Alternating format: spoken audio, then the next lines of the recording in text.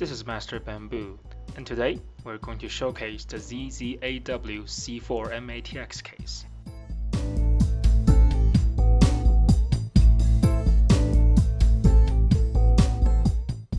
The C4 has almost identical side panels. First you have to remove the thumb screws to get the glasses off, and then the aluminum part will just slide off.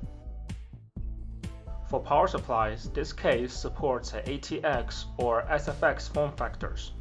And if the ATX power supply is shorter than 160mm, there won't be any interference from the graphic card. But if you have a long power supply, it will hit the front I/O. For motherboards, this case supports a standard mATX or ITX motherboard, regardless of power supply sizes. If you use an ITX motherboard, then you can fit a 3.5 hard drive right beside the motherboard as well.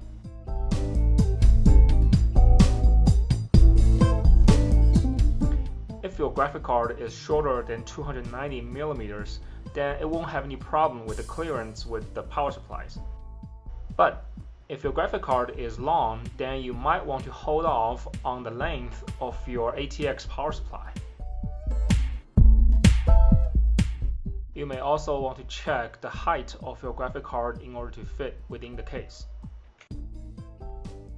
Differ from other ZZAW cases, this case has a redundant option of mounting your hard drives.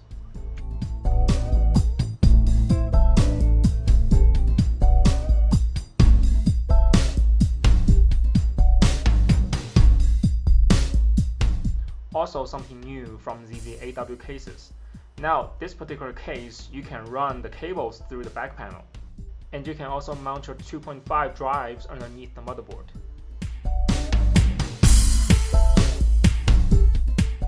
The front panel options are quite available as well.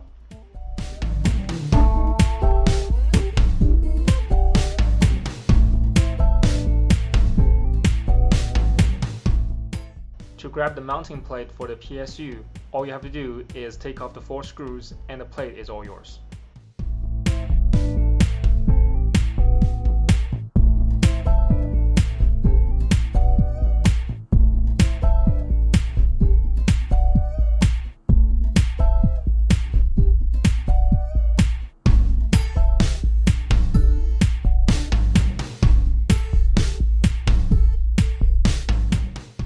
The extension cable for the power supply should be inserted before you mounting the power supply into the case.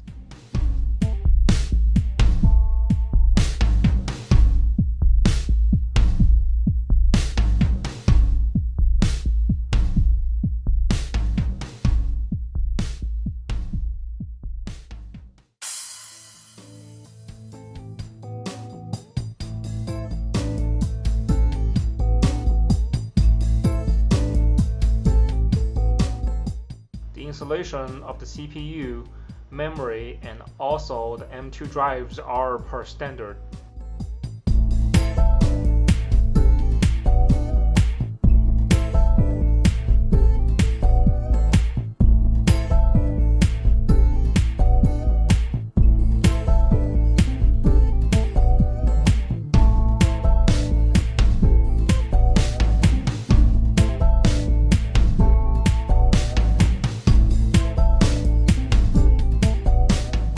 If the I/O shield for your motherboard is not part of the board, then you might want to install it before you forget it.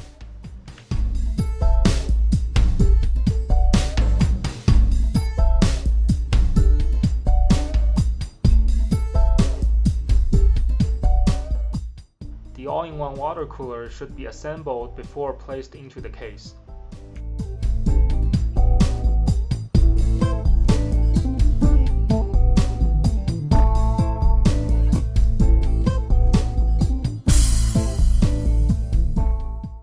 Be sure to peel off the plastic cover from the water block.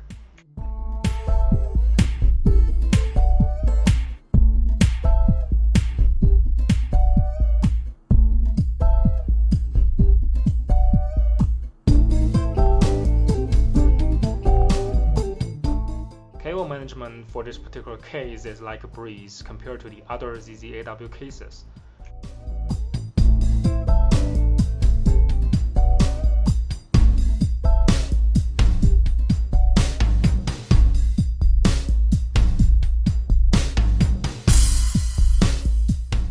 Now, if you have done the previous steps right, installing a graphic card is just basically slide it in and hook up the power cable.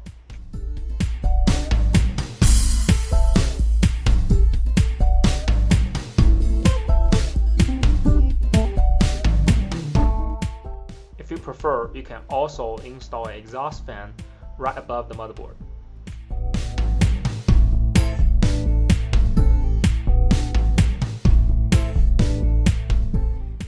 For the hardware specs, this time we used a i5-1160KF as a processor, then a Z590M mATX motherboard, and a NVIDIA 3060 Ti for the graphic cards.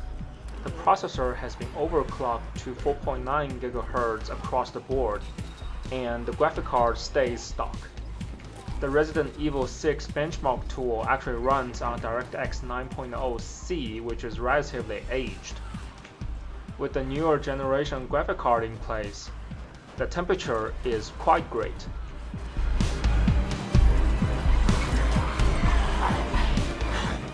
With both CPU and GPU running all below 60 degrees Celsius, I say it's quite well.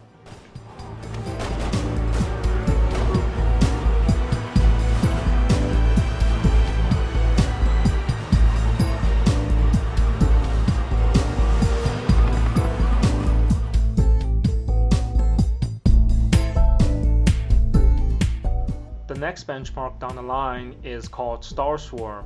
It's one of those benchmark tools that tests both the graphic card and also the CPU in the same time. This benchmark tool is much more recent, which runs off the DirectX 11. Within 6-minute time limit, the benchmark generates more than 5,000 of units that's being moved at the same time, with the graphic cards running constantly above 80% of load and CPU runs above 50% of load, with both CPU and GPU running all around 60 degrees, which is quite impressive as well.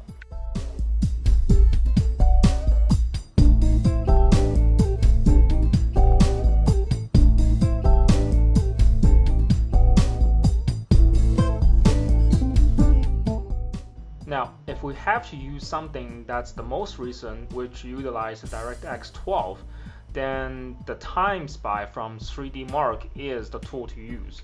But Time Spy only tests one thing at a time, which it's either graphic card or the CPU.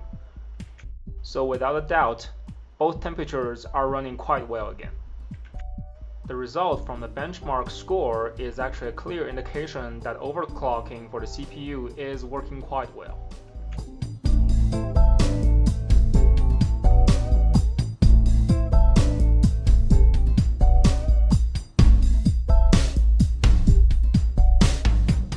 To wrap this video up, I'd like to showcase the build picture of the ZZAW C4. And this is Master Bamboo, and I'll see you next time.